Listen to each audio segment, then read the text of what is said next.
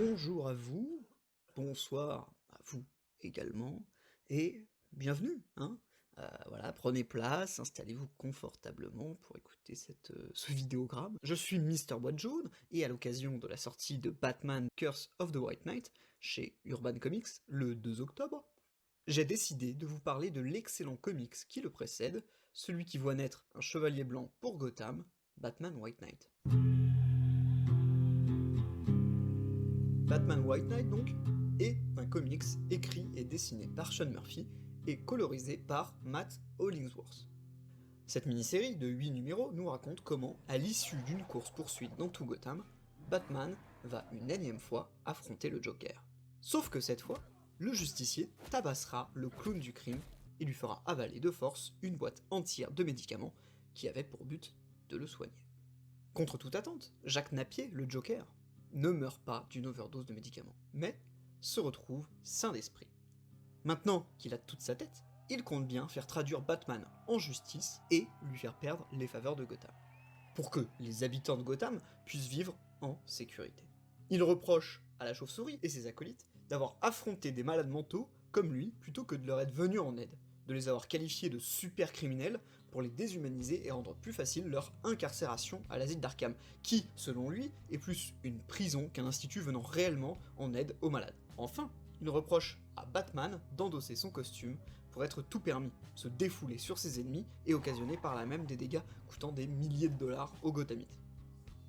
Mais les intentions de Jack Napier sont-elles réellement de venir en aide aux Gothamites? Est-il réellement le chevalier blanc que la ville semble acclamer tout à coup? Batman est-il vraiment un monstrueux sadique qui prend du plaisir dans sa guerre contre le crime au détriment des habitants qu'il est censé défendre? Et, enfin, la place vide que laisse le Joker dans le crime ne risque-t-elle pas d'être prise par quelqu'un de bien plus dangereux? Vous le saurez évidemment en achetant le comics. En attendant, voyons voir ce que j'en pense. La mini-série est donc un travail de remise en question du super-héros. Une réflexion sur les conséquences et les problèmes moraux que pose le fait de laisser un mec se déguiser et aller tabasser ceux qui sont du mauvais côté de son code moral. C'est typiquement le genre de promesse que j'aime qu'un comics me fasse. Ici, c'est donc à base de réflexion sur la violence physique et psychologique de Batman, ses intentions et sa stabilité mentale plus que douteuse, les dégâts matériels qu'il occasionne et aussi l'inaction de la police à son encontre puisque bien que le GCPD affirme ne pas bosser avec Batman, ils ont quand même un putain de bat signal sur leur toit. On a aussi le droit à une réflexion un peu à la Civil War sur le fait que les justiciers devraient être des fonctionnaires, des genres de super flics plutôt que des indépendants. L'œuvre joue également beaucoup sur la dualité de ses personnages principaux, d'abord avec le Joker et Jack Napier qui semblent être deux personnes totalement différentes, même si par moments l'ombre de Napier est la silhouette du Joker, continuant à nous faire douter des intentions et de la prétendue rédemption du personnage. Chez Batman, évidemment, la notion de dualité est toujours présente, puisqu'on on a Bruce et on a son alter ego qui est la chauve-souris, mais ici, on a également une dualité entre le comportement violent du Chevalier Noir et son discours sur l'héroïsme. On le mettra également face à une autre de ses contradictions, qui est, s'il veut vraiment sauver tout le monde, pourquoi est-ce qu'il ne partage pas son matériel, notamment ses Batmobiles, avec la police pour les protéger et leur permettre d'être plus efficaces dans leur travail. L'Arlequin, acolyte du Joker, aura même droit à son traitement de la dualité, puisque nous sommes dans un univers où existent deux Harley Quinn, et on a aussi évidemment l'opposition White Knight, Dark Knight, qui était déjà un peu présente dans le Dark Knight de Nolan, mais je vais pas vous faire toutes les dualités, vous commencez à saisir le principe. Et enfin, si Jack Napier a l'air sincèrement amoureux du Dr Quinzel, il existe entre Batman et le Joker, j'irai pas jusqu'à dire une tension sexuelle, mais il y a clairement une tension au moins sentimentale. Du côté du clown, en tout cas, c'est sûr, puisqu'il consacre un hôtel au Batman, il est jaloux des Robins, il parle de sa relation avec Batman comme d'un couple, il estime que l'un ne peut exister sans l'autre, il affirme même qu'il aurait pu détruire le héros depuis bien longtemps s'il l'avait voulu, et que c'est grâce à lui si aujourd'hui tout le monde l'aime, parce qu'il a un grand ennemi dont il doit protéger Gotham. Le Joker était même tellement obsédé par Batman qu'il délaissait sa compagne, et avant d'être forcé à prendre la boîte de pilules, il réagira même, je trouve, comme un genre d'amoureux trahi, plein de colère. Pour ce qui est des designs des personnages, ils sont vraiment très cool, certains sont même assez innovants, j'aime beaucoup ceux des méchants entre autres. Et les couleurs sont également très belles et participent grandement à instaurer une ambiance spéciale à la série. À lui donner presque ce côté un peu délavé, ouais, violent, que en fait je trouve que la violence de Batman, bien elle se ressent dans tout le comics.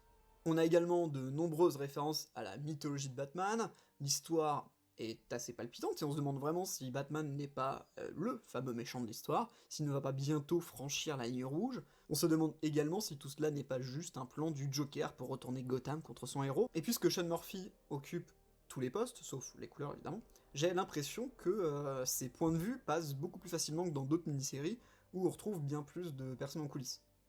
Enfin, je trouve que certains personnages ne sont pas assez développés, comme le Chapelier Fou, que j'avoue que j'aurais aimé connaître un peu plus, mais sur une mini-série, il est compliqué de développer tous les personnages, et on en a déjà une pléthore d'autres qui sont suffisamment profonds.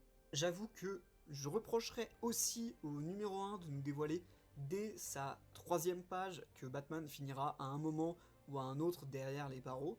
La série ayant un pitch déjà suffisamment fort et attrayant, je pense qu'elle aurait largement pu se passer de cette carotte donnée au lecteur pour qu'il s'accroche aux comics pour savoir comment Batman finit ici.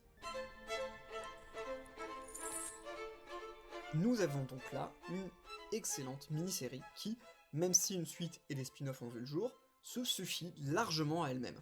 Son propos et sa réflexion sont, je trouve, passionnants et pertinents, et son histoire et son ambiance sont vraiment très prenantes. Pour ce qui est de vous procurer le comics, vous avez Batman White Knight chez Urban Comics, collection DC Black Label, un format assez dur, assez solide, qui coûte autour de 22€. Personnellement, je possède l'édition Le Meilleur du Comics à 4,99€, une grande opération de Urban Comics à la sortie du confinement. J'ignore s'il y en a encore en librairie, ou si ils sont trouvables en ligne à un prix acceptable, on va dire. Mais si vous parvenez à mettre la main dessus, faites attention, la collection 4,99€ est une collection de comics en souple, à la qualité plutôt bas de gamme, ou en tout cas moins bonne que les comics en dur, ou plus chers.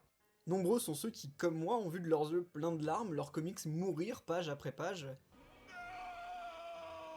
Ce 2 octobre sortait également, comme dit en début de vidéo, la suite de White Knight, Batman The Curse of the White Knight, qui lui aussi tourne autour des 22€ chez Urban Comics collection Black Label, et puisque je ne l'ai pas du tout en ma possession, je ne vous ferai pas l'affront de vous le conseiller, et me contenterai ici de mentionner son existence. Et je suppose également que dans quelques mois suivra dans la même collection la série Harley Quinn du même auteur, car oui, le succès retentissant de White Knight a évidemment valu une suite aux comics, mais surtout la création d'un Murphyverse, comme on l'appelle, qui semble-t-il aura le droit à ses propres séries. Sur ce, au revoir.